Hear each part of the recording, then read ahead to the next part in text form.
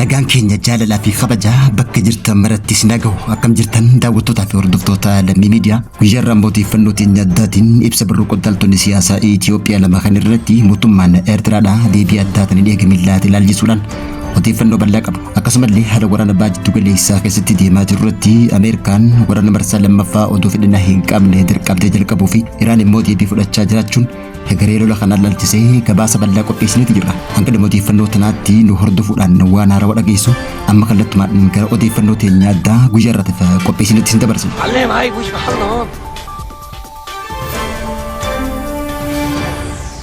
Haleellaa waraanaa guddoo gaafa gurraandhala 28 bara 2026 Ameerikaa fi Iraan waliin ta'uudhaan hoogganaa waliigalaa Iraan Ayatollah Ali Khamenei dabalatee hooggantoota 40 Ameerikaa fi Iraan ajjeesuu hordofee naannoo baajjattuu galeessaa keessatti guutumatti waraanni guddatuun yaadatama. Haa ta'uutii malee ammoo lolli jalqabee kun guyyoota 40 booda waliigaltee dhukaasa dhaabuu Ameerikaa fi Iraan manguddummaa biyya Paakistaan Islaamabaaditti wixinamtee turte. Mariin Ameerikaa fi Iraan tan Islaamabaadtuun haala siyaasaa waraana baajjattuu galeessaa kallattumaan jijjiiruu dandeessiti jirti. Pireezidaantiin Ameerikaa Doonaald Tiraamp waliigaltee sun akka mallattaa'u ibsuudhaan Istiriit of Hormuuzaa hundaaf banaa akka ta'uu fi Ameerikaan yeroo sirriitti immoo seentee meeshaa nukleeraa Iraan akka fudhattu labsee ture. Ministeerri dhimma alaa Iraan gama isaatiin ammoo sanada kanarratti fooyya'insi waan taasifamaa jiruuf waliigalteen mallattaa'u akka hin jirre ibsuudhaan hangasittuu ammoo obsaan eeguun barbaachisaa ta'uu ibsuun yaadatama. Manguddoon biyya Ameerikaa fi Iraan Paakistaan mallattoo dijitaalaa qophaa akka jiru kan ibsite hoggaa ta'u marii qabxiilee ijoo irratti waliif galamuu didamte yeroo guyyoota 60 karaa akka dheeratu ibsuudhaan kanaanis ammoo Iraan karra galaana Istiriit of Hormuuzaa guutumatti akka bantu Ameerikaanis qabeenya Iraan kan dhorkame doolaara biiliyoona 25 akka gadhiiftuu fi yeroo marii guyyoota 60 keessatti ammoo qoqqobbiin haaraa biraa tokkollee labsamuu akka hin qabne kanaanis Iraan ammoo achumaanis Istiriit of Hormuuzaa eega banteen booda galiin buufata kana keessa dabru Iraan qofa akka galu taasisuun yaadatama. Ameerikaanis ammoo badhaadhinni yuuraaniyeemii sadarkaa amma jiru Iraan akka gabbu'uu fi kuusaa yuuraaniyeemii baay'ee badhaadhina qabu diigamuuf akka karoorfatte beeksite. Wixinee waliigaltee tanaa gadhiifamuu isaa gatiin boba'aa addunyaa xiqqoo akka gabbu hoggaa ta'u aarii fi sodaa keessoo Israa'eliin ammoo qeeqa mormitoota hoogganaan paartii mormituu Israa'el Yaahir Laapiid waliigaltee tana cimsuun balaaleffate. Sirna Iraan aangoo irra tursiisuu fi sagantaa nukleeraa isii deebisee eegala jechuun shakkii qabuun mormuun ibsame. Taateewwan qabxii marii walitti ibsaman tun hundi Israa'eliif akka qofaatitti waan laalamteef sodaa fi mormiin jiraachuu agarsiisan. Yaaddoon Ameerikaa guddoon immoo waliigaltee tana yoo mallatteessinillee muummichi ministeera biyya Israa'el Benjaamin Netanyahuun adeemsa kana balleessuu danda'a jechuudhaan Tiraamp Israa'el dhukaasa Libaanos irratti jalqabdillee mariin akka furtuu yeroo gargaraatti irra deddeebi'uudhaan itti himaa turuun yaadatama.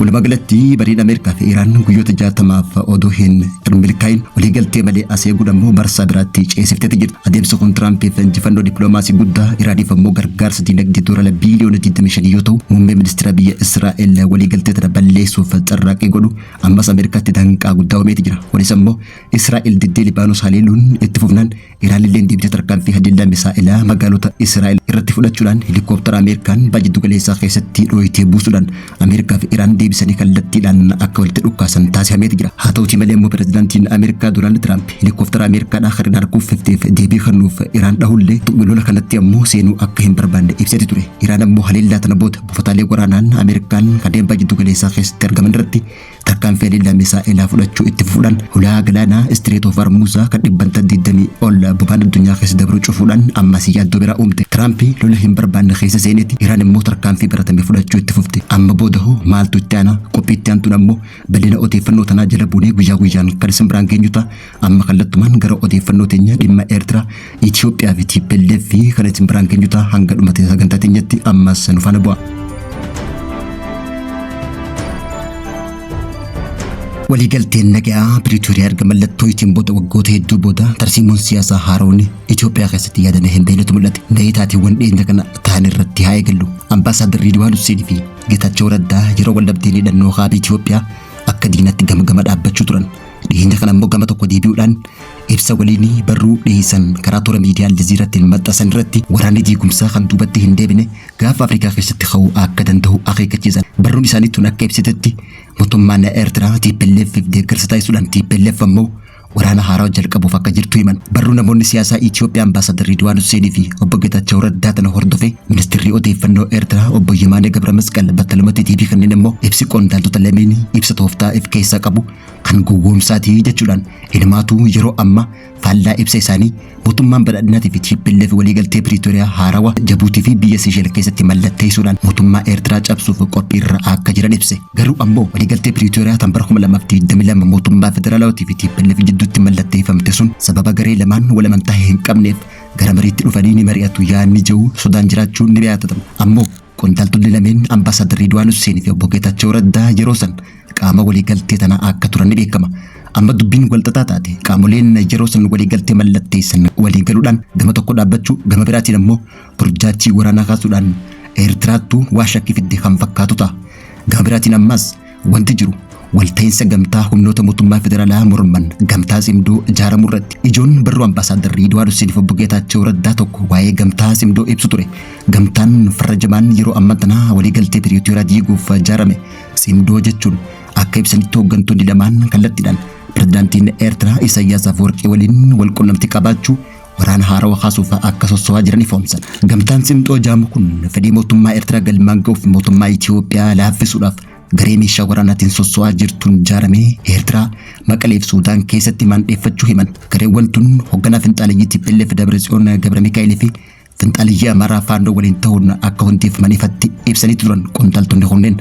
Kanaanis ammoo yeroo ammaa tana ijaaramuu gamtaa simdoo hordofee gareen TPLF Dabratsiyoon Gabra Mikaa'eliin durfamtu mootummaa bulchiinsa yeroo seera lala diiguudhaan caaseffama seeraa kan mataa isaanii diriirsanii jiraachuu hubachiisan. Hooggantoonni mootummaa federaalaa waliin hariiroo qabuu fi kanneen waliigaltee nagaa Piriitooriyaa dhaadee gara immoo TPLF hariiruullee ibsan.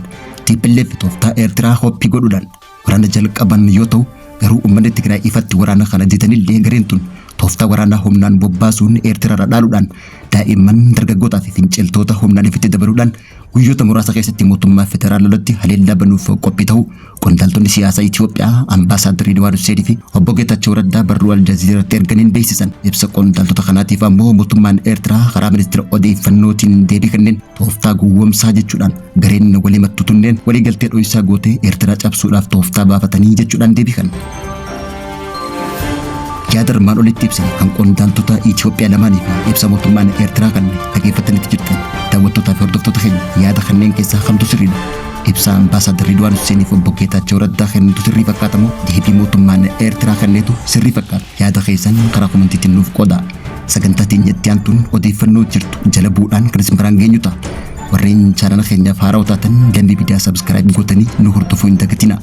Kanneen ammoo chaanalii lammii miidiyaaf miseensa maatii ta'uudhaan odeeffannoo teenya guyyaa guyyaa isin bira geessu hordofaa jirtan namoota biroo birallee akka geessuuf laayikii fi sheer gochuu hin dagatinaa. Odeeffannoo teenya biraatiin hanga walitti deebinutti turtii gaarii.